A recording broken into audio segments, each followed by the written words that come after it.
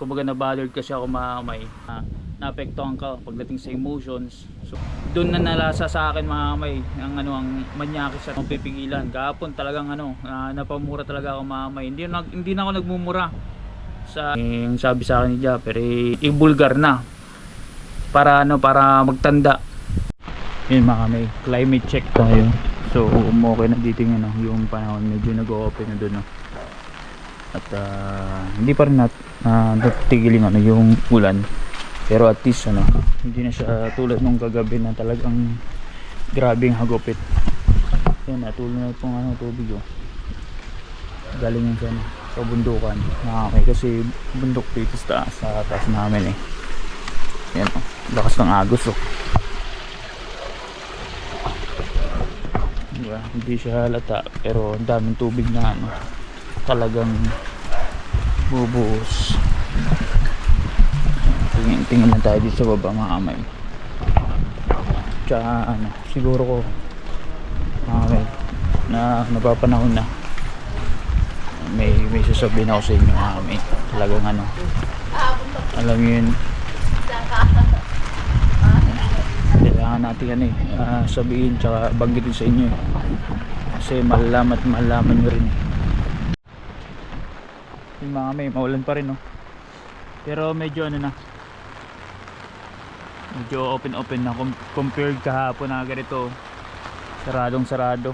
Ngayon medyo may opening na bagya.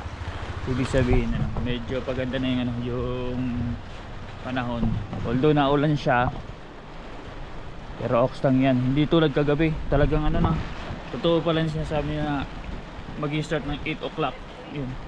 Talagang nag-start ng 8 o'clock talagang lumakas yung ulan tsaka hangin hanggang madaling araw kasi hindi ako nakatulog ng maayos bili muna tayong pandesal. Pabili po pandesal 8 piraso. Bili muna tayo ng pandesal tsaka Milo. Lumayas na si Juan. Walang baha dito mga kamay. Magandang tsaka isang Milo ate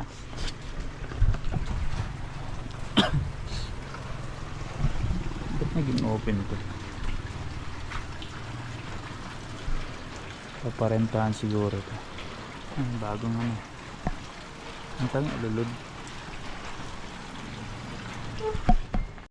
Yun mga may pabiyahe na tayo pababa at ang lagay ng panahon is still makulimlim na nagliliwanag. So kanina nainit siya tapos naulan tapos malakas na hangin tapos init.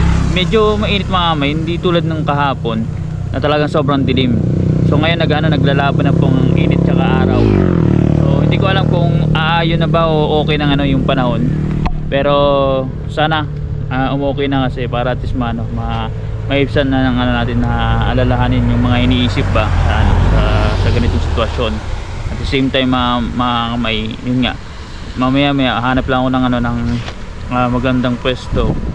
So meron akong sa inyo i-expose, sasabihin at nabanggit ko na rin to kay Japper. So siguro napapanahon na talaga at kumbaga ako kumbaga fed up na ba ako, dumating sa punto na yung PC natin sa pasensya talagang nagkaroon ng hangganan. So kumbaga natapat pa mga kamay na may bagyo, may sitwasyon ng bagyo kahapon, tapos itong manyakis na to doon pa lumabas. Yun mga kamay, tumabi muna tayo at mag-ubad tayo ng kapote. Hindi naman yata yes, hindi naman yata ulan. So pababa tayo ng Santa Cruz. Tingnan nyo kagubatan mga may. Pag once na preserve, okay lang ito mga may dahanan kasi kailangan talaga may magandang dahanan paakyat ng bundok. So okay naman yung sitwasyon, wala naman na nabuwal na na puno. So may konti-konti mga tubig tulad yan, may stock up may tubig. Tapos ito kasi mga stall na to, may nagtitinda yan mga bibingka. Dito lang yan sa sa National Highway ng Luciana papuntang Quezon. So hindi kayo magugutom dito pag once na dumaan kayo nag-rise, nag-travel kayo papuntang Quezon, hindi kayo magugutom kasi marami po yan. So dito, tas lalo na doon sa taas. At saka may mga tourist spot dito. Tulad nung sa Camarines, meron din i-develop yan sa may taas na pasyalan. Tapos may resort dyan sa baba, restaurant. Para talagang hindi kayo magugutom. So yun, bad lang tayo mga mainit kasi sa sa katawan ng kapote. Sana wag na umulan. Sa unang part kanina okay na yung panahon biglang umulan ng malakas. Hindi ko alam kung nakuha na ako ng video. So nag-aasikaso na po kanina mga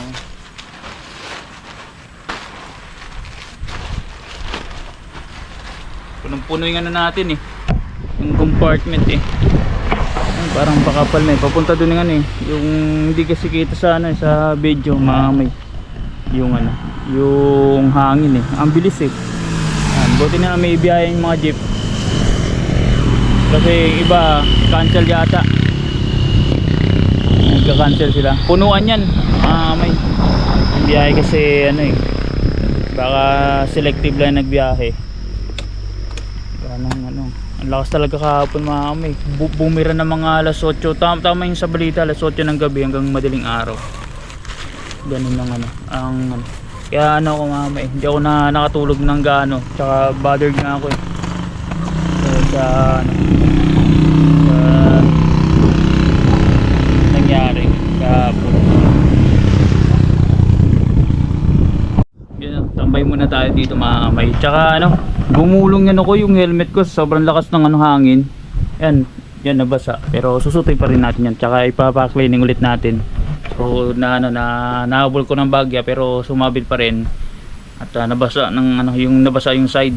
So doon tayo mga sa naging kumbaga na bothered kasi ako at yun nga, isa sa mga linapitan ko talaga na ura-urada na message ko si Japper kasi siyang nakakala when it comes sa ganung mga sitwasyon lalo din sa social media. Pag once na meron ka na experience na hindi maganda, lalo na pag once na naapektuhan ka pagdating sa emotions, so kumbaga siyang ang pinaka dapat lapitan sa mga ganung sitwasyon kasi siya ang magbibigay ng ng advice, ng magandang advice paanong gawin. So saan kasi siyempre kasagsagan ng bagyo, doon na nalasa sa akin ang manyakis sa to. Kumbaga may sitwasyon ka na tapos doon ka pa alam mo yun, yung parang yung manyak style, manyakis pala to. Sinabi ko nga kay Japper kahapon so ang advice sa akin ni Japper nung dati sa kaya lang ngayon grabe naman. Kumbaga may may sitwasyon ka na nangyayari dito tapos biglang susulpot ang ganun. So talagang hindi mo mapipigilan. Kahapon talagang napamura talaga ako hindi na ako nagmumura sa kumbaga bibira, pero dati kasi panay ang mura, ngayon nawala na. Kahapon na naman na pamura ako. Kumbaga yung parang yung emotions ko talagang umakyat na naman. So kumbaga bago ako mag-decide ng bara-bara, nagsik muna ako ng advice kay Japper. Yung sabi sa akin ni Japper nga, since na malalaman yun din naman dito sa social media at sabi ni Japper is ilabas na, ibulgar na para para magtanda, para maging aware ang lahat kasi hindi biro maming ginagawa nito. Siguro wala lang umiimik baka isa lang ako or hindi nyo napapansin na meron na siguro na nag-broadcast sa sa social media, kasi dito sa community natin mga may baka ako pa lang magsasalita. So grabe kasing ginagawa nito mga may, kumbaga tagus-tagusan na, kumbaga ano, yung ka walang iyan ba. At least nagkaroon ako ng ng abiso kay Japper. Syempre wala naman ako ibang lalapitan maamay sa dito sa social media kundi si Japper maamay, kasi matagal na po natin yan kasama dito, kaibigan. So baga pagdating sa mga ganyan sitwasyon, siya lang ang magbibigay talaga ng ng konkreto at maayos na advice or abiso pag sa mga ganitong sitwasyon.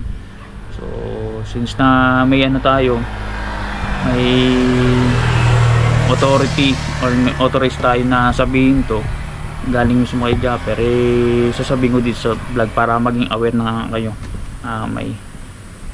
para maputol na yung ginagawa nito. So ganun siya, para hindi na kayong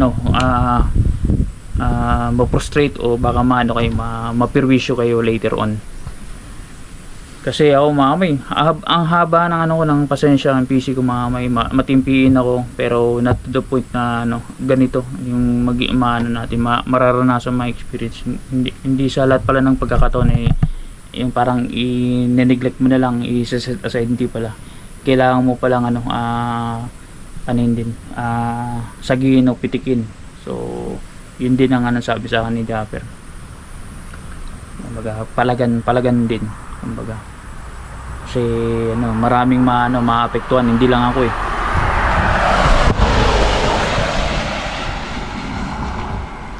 matagal na ako dito sa social media mga ever since, kumbaga wala kayong na rinig na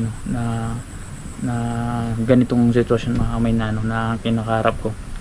So dito ko lang sasabihin sa inyo, parang lumidilim na naman kalangitan na, pero okay lang so yun yung kaso mga kamay na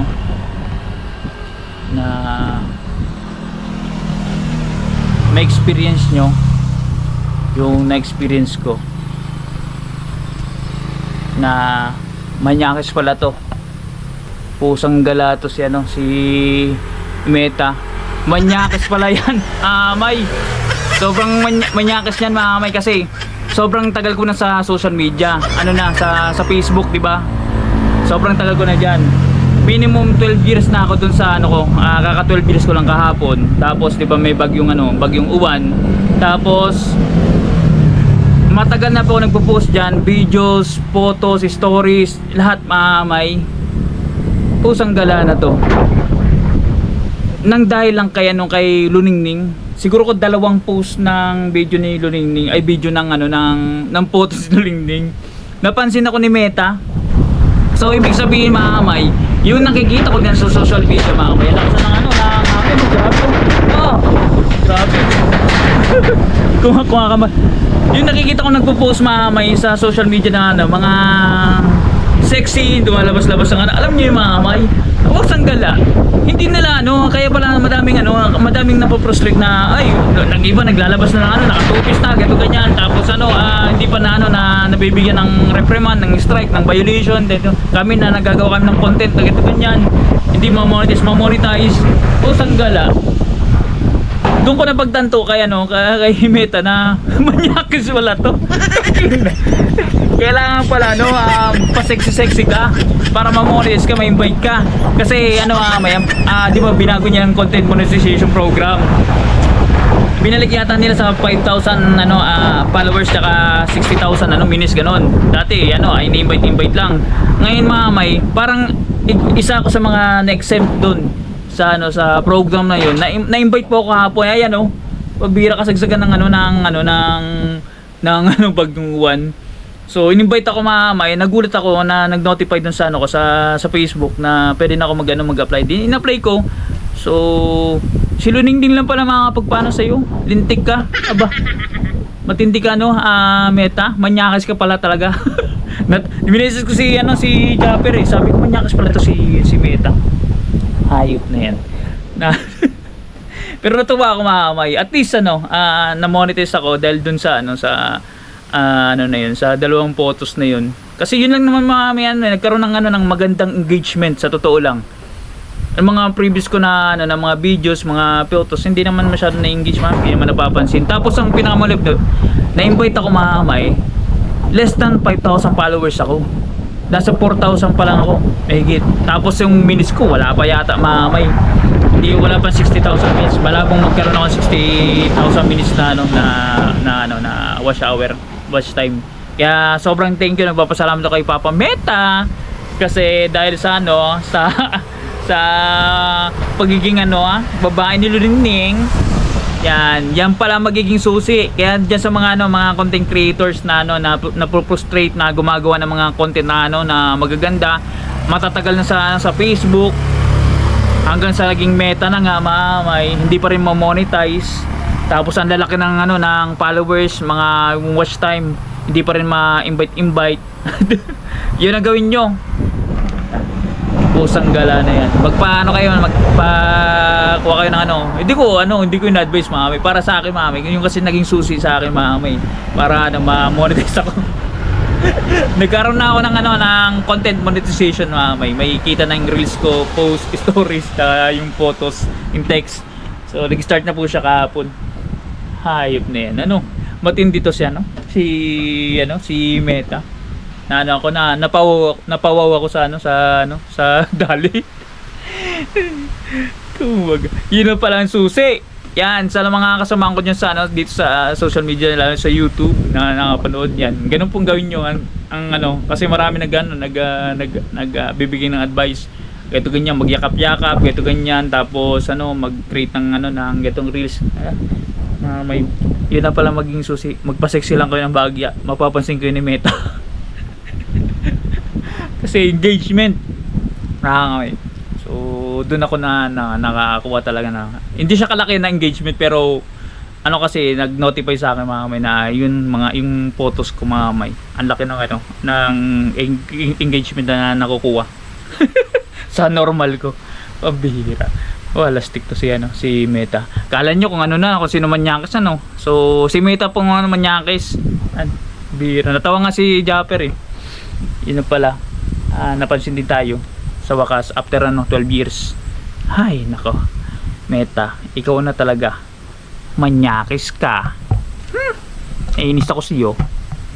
Yun, habang pabiyahe tayo pababa ng Santa Cruz, ito papakita ko sa inyo mga may yan ang isa sa mga dito, resort mga may, Pilgrim's Dream, Luciana, Laguna.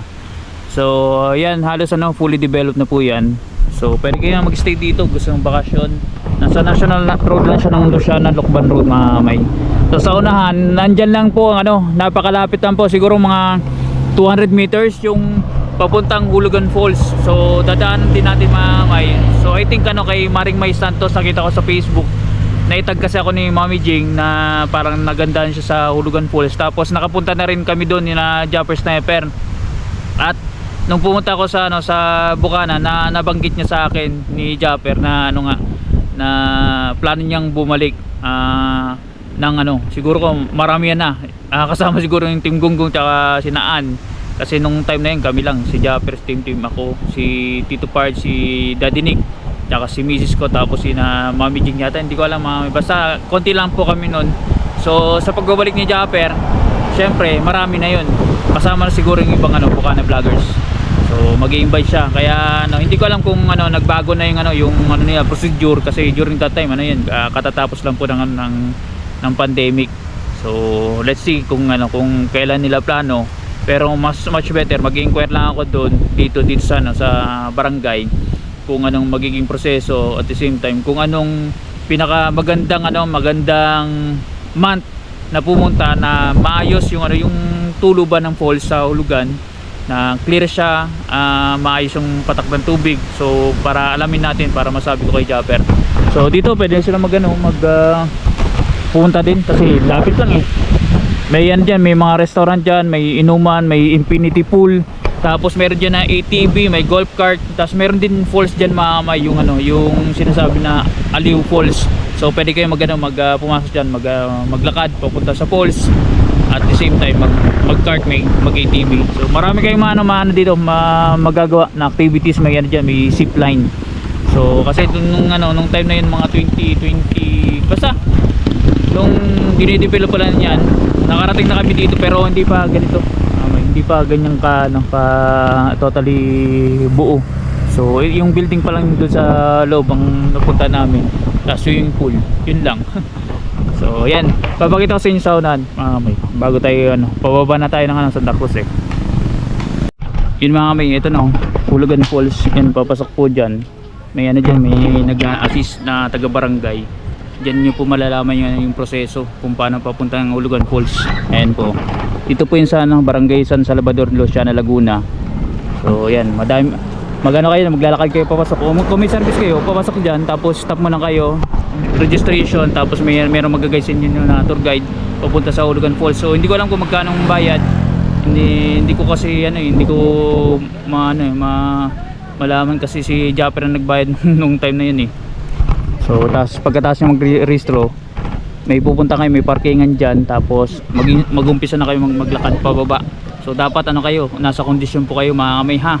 So bawal lang may sakit-sakit sa puso, hindi pwede. So kasi matariging pababa at same time paakyat din. So dapat na malakas stamina niyo, nasa kondisyon ng pangatawan. So dapat walang mga sakit-sakit o kumbaga high blood ba. Mahirap na makapunta doon na hindi kayo nasa tamang health condition. So yun, naulan na papasok lang dyan, may Hulugan Falls. Katabi lang halos ng ng Pilgrim's Dream dun sa unahan.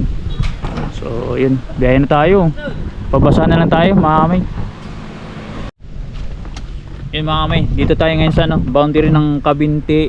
Yan, tsaka yung Pagsanhan.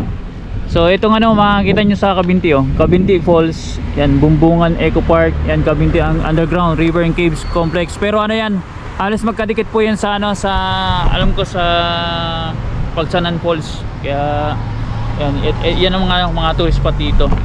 Lagi natin nadadaanan yan. At the same time, may kaya kami nakakita ng bundok. Gawa ng siyempre mas safe doon compare sa Kapatagan, kasi yung lugar kasi na nasa baba siyempre below sea level yun. Ito above sea level. So mapapansin nyo, nasa bundok tayo mahamay. Dito tayo galing sa taas. Pababa na tayo, makikita nyo naman pababa. Kaya pag napatang kayo dito, always chill lang sana sa ride, kasi daming kurbada at madulas ang daan, lalo na pag once na naulan. So may bahay nga sa taas ayan diba? Tsaka ingat kayo dito, puro yan bangin pag nagawi kayo dito. Akala ko nga dati may yung pinaka last na dito na daan, parang may dead end na siya. Pagsanhan yung pala, may tagos pa naman punta doon, Luciana, Laguna, tsaka Quezon Province. So dito pala yun na daan. Kaya first time ko tumigil dito mga kamay, at siguro mga 15 minutes nandun na tayo sa bayan ng Santa Cruz. Tingnan natin kung may baha pa ba o wala. So yan, tsaka sayang hindi ko napakita sa inyo. Meron ako na nakita sa pagkurbada. Merong parang river, ang ganda sana kunan, kaso lang hindi tayo pwede tumigil kurbada walang mga parkingan sa tabi. Dito lang. So let's go mga kamay, pababa na tayo. Yun, ito pala sinasabi ko sa inyo mga kamay, tabi-tabi po yan, may river, di ba? So I think yan ang dinadaanan papuntang Pagsanhan Falls. May mga diyan sinasabi na bangkero. So yan po yung bayan mismo ng Pagsanhan. Yan sa baba, nasa taas tayo, nasa bundok tayo mga kamay di ba? Yan, pataas yan.